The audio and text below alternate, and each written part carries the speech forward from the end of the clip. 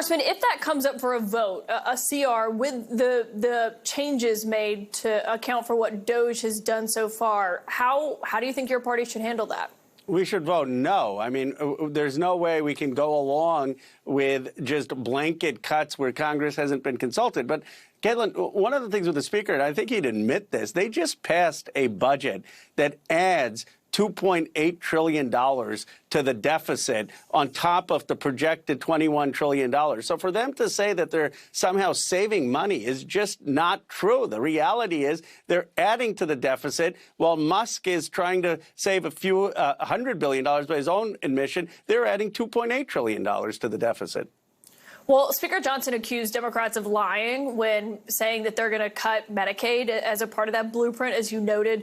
That's not final. It is going to change because we'll see the Senate obviously make changes. Senate Republicans have made that clear. But what is your response when he says that your party is lying, that they're not going to touch Medicaid? Well, I'll just stick to the facts. The blueprint says that they need to cut $880 billion from Medicare or Medicaid. They say they're not going to touch Medicare. That means they have to cut Medicaid. They say they want to have a work requirement. I oppose that, but that only would save $100 billion.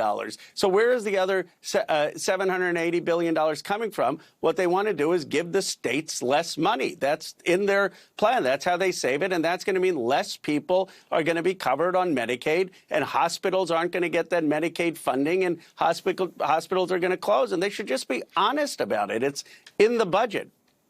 Yeah, we asked about that federal funding match. He said that was not going to be touched. But do you think ultimately that, I mean, the question is where else they would find that money? Because even if they account for waste, fraud, and abuse, you know, it's about $100 billion that was found between Medicare and Medicaid combined, I should note. So there is a real question of where that could come from. He talked about how big energy and commerce is. Do you think there's anywhere else where they could find something that would account for that number?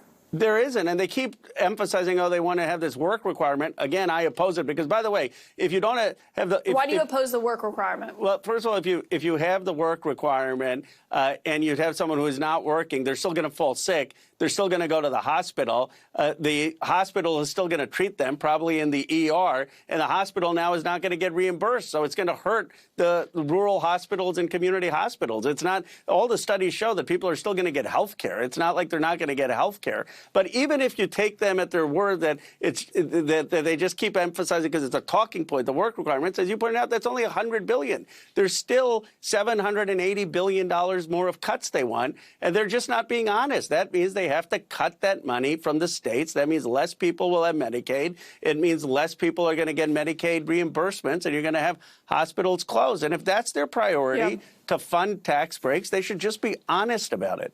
Yeah, and he said to reserve judgment. We'll see what that ultimately looks like. I do want to ask, you introduced a bill that would ban White House officials from accepting gifts from lobbyists or from becoming lobbyists themselves during the Trump term.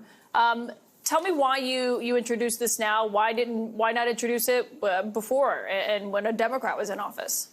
Well, it's simple. It's called a Drain the Swamp bill, and because President Biden had this policy. He had a policy with his executive order that said that if you worked at the White House, you couldn't accept any gifts from a lobbyist, and you couldn't become a lobbyist until at least 2 years after you left the White House.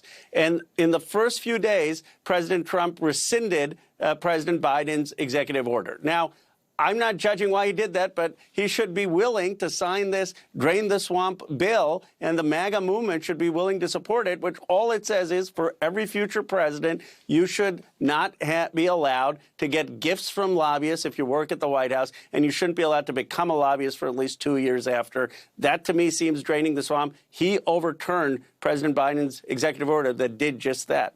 But do you wish you had codified it into law when Biden was in office? Sure. I mean, I didn't think that President Trump would be running on Drain the Swamp and then repeal the executive order. We should have probably codified it into law with President Biden. But it's important to note that this is codified into law not just for President Trump, but for all future presidents. It would be permanent. And the good thing is, I mean, from my actually just X feed, there are a lot of the MAGA movement. They don't like a lot of the things I say. This is one of the things they actually agree on. And I hope that we could get this through.